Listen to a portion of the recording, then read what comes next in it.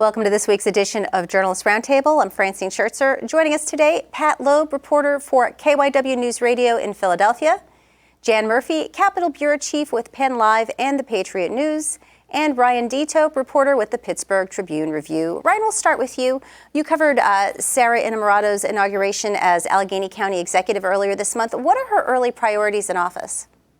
Yeah, it seems like her first priority is to really kind of use the office to address some workforce shortages we've had here in the Pittsburgh area. I think everyone's kind of experiencing these, but they've been pretty acute in Allegheny County and the surrounding region. And she announced her goals to raise the county worker minimum wage up to $22 an hour, which would be pretty significant for our area. Our wages are pretty low. I know statewide our minimum wage is the same and very, very low, honestly. And but here in Pittsburgh, they're not really much higher.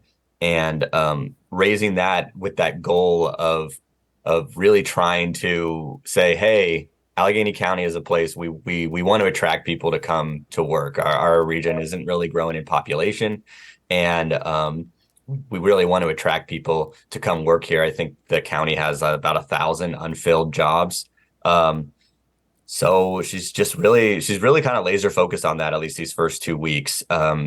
After announcing the minimum wage increase, she wanted to also announce, she also announced a child care subsidy increase that she was using federal funds for, to kind of give more families in Allegheny County subsidized childcare, with the hopes that people don't have to split basically their time between either caring for their kids or taking a job. And we really want people to get into the workforce so that our workforce numbers can kind of reach pre-pandemic level. I think we're the worst region in the country at recovering our pre-pandemic job participation rates.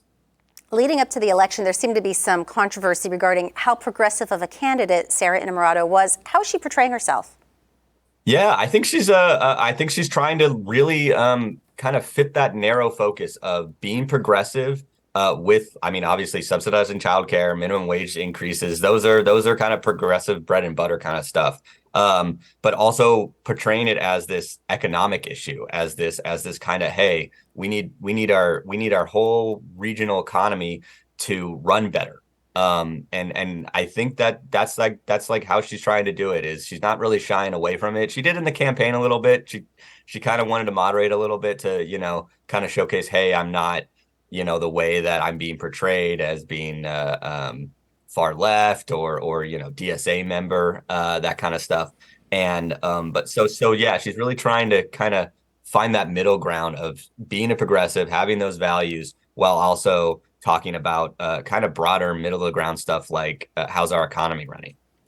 Let's move to Eastern Pennsylvania now. Pat, you covered the inauguration of Sherelle Parker as the 100th mayor of Philadelphia. What are your early impressions as to what kind of mayor you think she'll be? She is an incredibly dynamic person. Her inaugural speech, they gave her 25 minutes in the program. She spoke for over an hour. She's very enthusiastic. She's just a dynamo. The thing is that since she's been inaugurated, and it's been 16 days now, she's had 4 events, 4 days where she had public appearances. That's it. She's been unusually and unexpectedly low key. And she's in City Hall every day. She's working really hard. You can see that. But she has not made some major appointments. Some of her big appointments came kind of late in the game. She announced her managing director just days before her inauguration. She still hasn't filled the streets department, Parks and Rec, planning and development, human services, licenses and inspections. All of these are major offices that right now are being run by holdovers from the Jim Kenney administration. But they haven't been appointed acting commissioners in the meantime or anything. People are starting to wonder what is taking her so long to make these appointments. What initiatives has Mayor Parker talked about so far? Well, on her inauguration, she gave everybody here, I have the booklet, every single person that attended got one, and there were thousands of people there. It is her first 100-day action plan, and it begins with public safety. So she has appointed, the police commissioner was her first appointment, and about a week after her inauguration, she appointed a deputy commissioner just to oversee a cleanup of a part of the city called Kensington that is an open-air drug market. It is plagued with open drug use, homelessness, and a lot of crime surrounding those activities. She is determined to clean that up. It has been like that for decades, that part of the city. We call it jokingly Amsterdam because there doesn't really seem to be any enforcement going on there. So she's determined to get that under control. She has a saying, it was her campaign slogan. She wants to make Philadelphia the safest, cleanest, greenest big city in the country with economic opportunity for all. And that really sums up this 100-day plan. Public safety is first, but then there's green sustainability, street cleaning, and job creation, and all of the things that go into that motto. Pat, you wrote that Philadelphia's $1.4 billion relief from the American Rescue Plan is going to run out in the middle of Mayor Parker's term. What does that mean, not only for the city, but for the mayor politically? Yeah, it has to be spent by the end of this calendar year. So that is 6 months into her first fiscal year. The city's fiscal year runs from July to July. So when she's budgeting, she has to account for this fiscal cliff that occurs in the middle of the year. Now, the Kenney administration set her up with kind of a blueprint. They negotiated extensions to police and fire contracts, which would have expired in June, giving her kind of a double headache. But of course, she's going to have her own priorities. She may not choose to follow that blueprint. But what is definite is that she is going to have to cut the spending that the city has been doing over the last 2 years while it had that stimulus money. Since you referenced former Mayor Jim Kenney, what kind of legacy does he leave behind? Well, his big achievement was passing the sweetened beverage tax.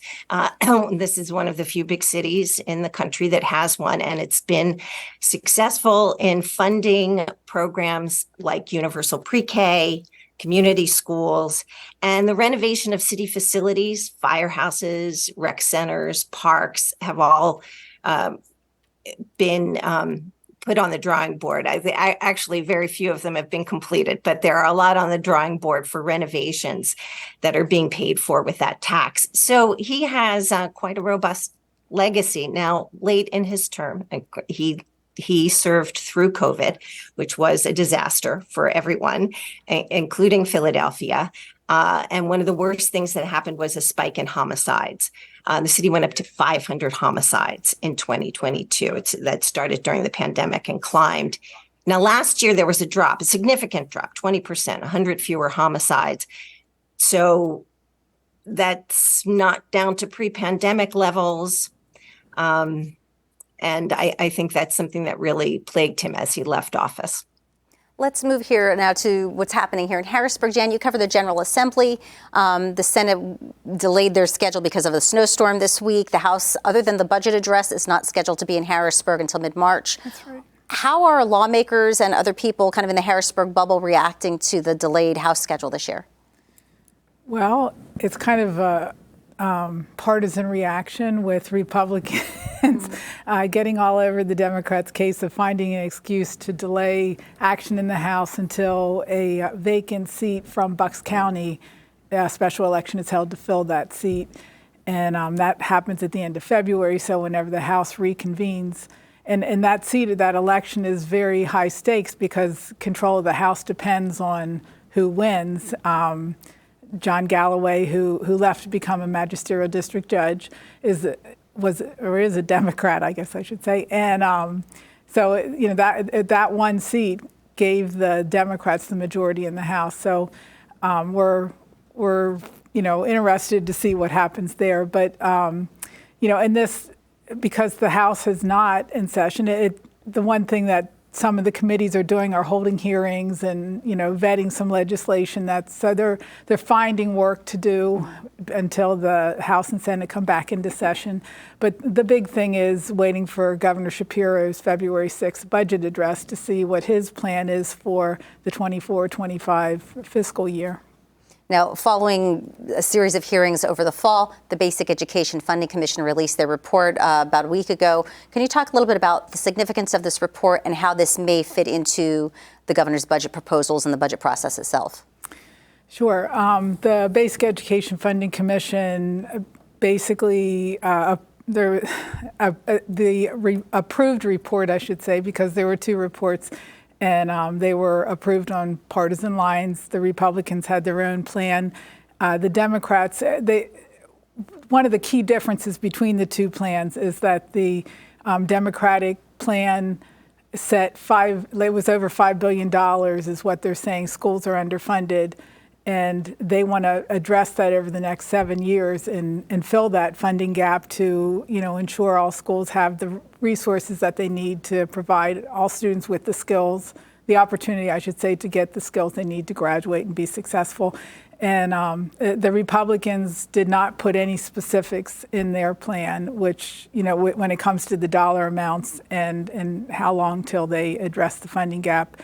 Another key difference is that the Republicans did include a voucher or private school scholarship, whatever you want to call it, a plan, and in their report, and that continues to be an issue that hangs over the General Assembly. And as we know, Governor Shapiro has broken from his party in supporting vouchers, and I know they cringe at the use of that word because it means different things to different people, but I am referring to it as using taxpayer money to provide private scholarships for students to go to whatever school they want. And I know that Governor Shapiro this week in a radio interview suggested that he will be making a significant investment in basic education. He'll be calling for that in this budget. He didn't mention anything about a voucher plan, but I can't help but think that that is something that he will keep in his back pocket, and whenever it comes to budget negotiations, that likely will be the thing that Republicans say is necessary in order for them to go along with putting $5 billion more into public education. That what you referred to as a voucher plan was also called the Past Scholarship Program. Exactly. That was one of the biggest sources of contention for part of the budget negotiations last year. Do you have any insight whether that will be part of the budget that the governor calls for in a couple of weeks, or other things that you anticipate might be included? I think what he will do is what he did last year, is not put it in his budget or not call for it openly, but just it's something that's there, that's hanging in the background, that it'll be interesting. He clearly indicated in this interview that he's going to be calling for more, along with education funding, more programs to assist senior citizens, increases in public safety initiatives, and different forms of education, including vocational technical schools. So I'm sure that there's something that, and he also mentioned about minimum wage. I know that was mentioned here, but he's proposing for a $15 an hour minimum wage to get there, and right now it's $7.25. So, and the Senate Republicans have said that is an issue on their table for this year as well. So we could actually see some movement on that for a change. Despite being a former House member himself, do you think Governor Shapiro learned anything about negotiating with the legislature from his experience last year? Well, one thing he has learned is you punt the blame. I mean, he blamed the legislature for the failure in achieving a budget agreement, and I think that some people kind of went in thinking that he has this experience, this legislative experience. He will be a master at work in the chambers, but we'll see if that, maybe that was just his first year experience. Maybe this year he'll succeed. One thing that as these two were talking, I was thinking about how it is interesting now we have a governor and the mayors of our two biggest cities who have that legislative experience, that experience in dealing with the legislature and knowing how the process works. So I think it'll be interesting to see how that benefits them going forward. I'd like to open this up now to both Pat and Ryan, as well as we're considering the budget the whole budget process that will begin again starting on February 6th. Are there specific areas of interest that might be of particular interest to the regions that the two of you cover? Well, Sherelle Parker talks all the time about the importance of working together and intergovernmental cooperation. She actually has appointed an intergovernmental roundtable that includes the state's delegation to Harrisburg and also its congressional delegation, including both U.S. senators. And what she hopes is that the federal and state government will be willing to fund programs that the city can't afford. The federal government has obviously been doing that for the last 2 years, but and as we said earlier, that money is drying up. But she definitely has an agenda. She rode with President Biden on Martin Luther King Day to a food bank to volunteer, and told him at the time, according to her staff, that she really wants a lot of federal help.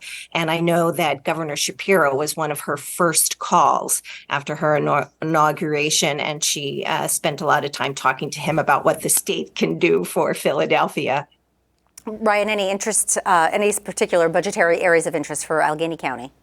Yeah, both Allegheny County and the city of Pittsburgh, both the mayor and the Allegheny County executive have really expressed interest in kind of really hoping that the budget will, kind of the same thing as Philadelphia, will fund some of these programs that will expire because of the federal funding. And they're just really kind of hoping that the state will step up and kind of help them. I think right now, the city is going to face some kind of precarious stuff in terms of we're going to be losing some tax base with kind of our downtown reassessment. Our downtown is kind of hollowed out, and there's definitely a lot of interest in kind of hoping that like the state will include budget areas, probably mostly to like kind of help us renovate downtown.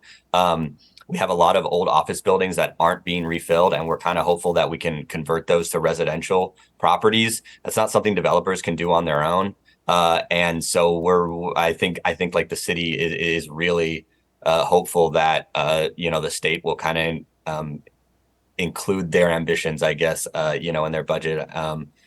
Also with our education too. I mean, the city of Pittsburgh, our biggest school district, is also facing a lot of fiscal cliffs, and I think they're also kind of hoping that the state will, increase that funding to help them, sustain. Jan, you had noted in one of your articles that this week marks the first-year anniversary of Governor Shapiro's term in office. What has he achieved so far in this first year? He has achieved a lot of things through executive orders. He has been on this tour of talking about his getting stuff done attitude, and as he always says, that's the polite way of putting it. And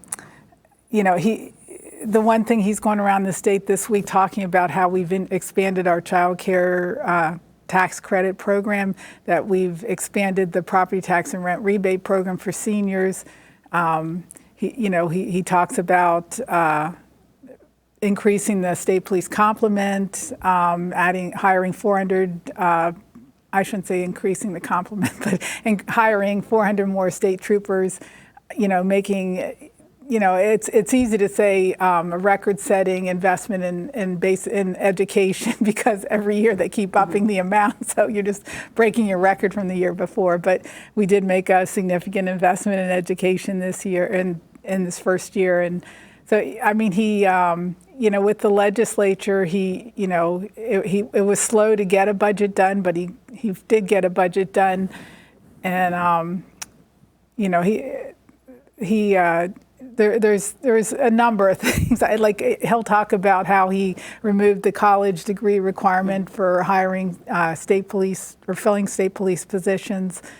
There's a number of things he accomplished, but the one thing that jumps out at me when he talks about what he accomplished, much of it was done through executive order and not legislative buy-in. So, I'd like to shift our focus a little bit to the election because there are several big elections this year. Pat, President Biden was in your area again this week. This is his third visit to Pennsylvania this month, twice in Philadelphia. Can you talk a little bit about the reception he gets in Philadelphia and how important Pennsylvania is to this race?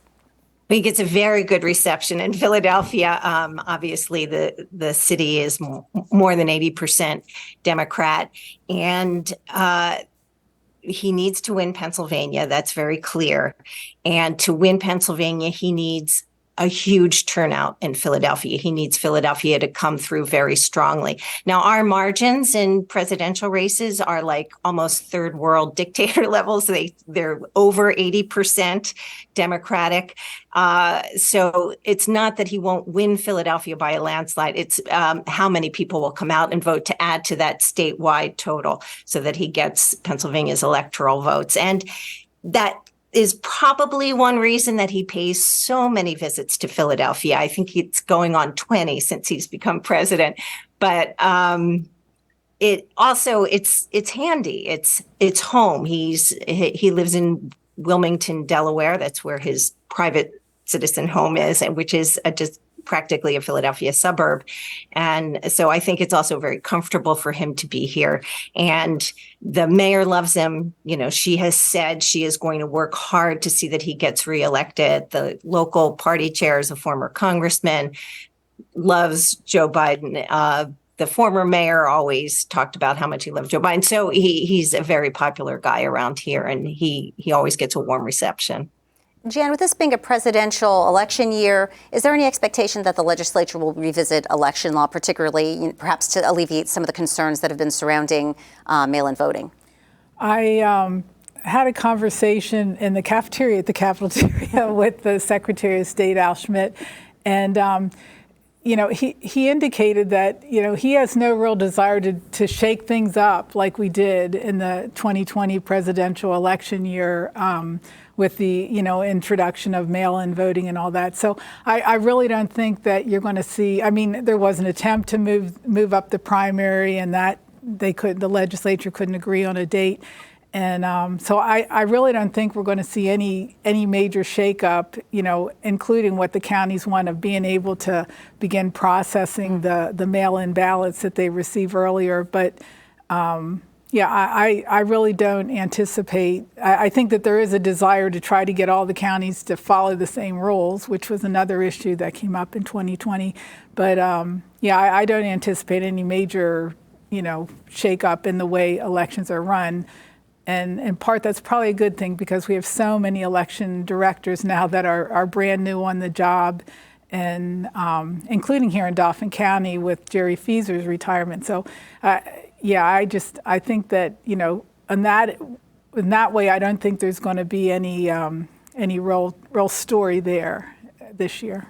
Ren, I'd like to come back to you. You've been covering the U.S. Senate race. You wrote earlier in the week that Bob Casey and Dave McCormick raised a combined roughly $10 million in the last 3 months. What kind of insight does that give you in terms of how that race is shaping up? It's going to be really expensive. probably the most expensive. I think that's what a lot of people predicted, and I think it probably will be, which is usually kind of a mark that competitive Pennsylvania Senate races get. But even if you look at the numbers, when McGinty and Toomey ran in 2016, that was like the most expensive, and I think that was like close to like $200 million. And then when Fetterman ran against Dr. Oz, you saw that like double. So we could even see it probably go up from there. It's going to be a lot. It's going to be really expensive. There's going to be a lot of ads. But Casey's kind of been raising a lot of money, and he's definitely someone that is really formidable. He's won statewide. I think he's won like 4 or 5 straight statewide elections. His approval ratings are really high. I actually was kind of shocked at how high they were. McCormick is definitely the Republicans' pick. They were able to kind of, get behind him. He did a really good job of kind of maneuvering, behind the scenes to get kind of backing from some of these more conservative Republicans. And he's got a good resume in terms of that, in terms of running for this kind of seat. But he's got a tall task ahead of him, but he's going to be spending a lot of money to do so. I'd like to shift our focus. We have a couple minutes left. Jan, you wrote about something that isn't particularly political, but something that a lot of people here will know exactly what you're talking about, and that is the Capitol escalator. Can you talk a little bit about, it's been habitually broken at least the last 2 decades or so that I've been working around the Capitol. Can you talk a little bit about how it's become the brunt of jokes, and now it's finally being repaired, replaced? Yes. Yes, it even has its own Twitter or X account. And I mean, just as one of the posts was when John Fetterman was serving as lieutenant governor, people said, well, when the escalator's broken, we don't need to replace it. We can just use him to lift people up to the main floor of the Capitol. But it is now finally scheduled to be replaced by August of 2025. And it's going to be replaced with a regular staircase. They call it a grand staircase. To me, it just looks like a staircase. And but they are going to address the ADA issue by providing a group elevator to get people up from the east wing up to the main floor of the Capitol. So yes, it certainly has been the brunt of many jokes.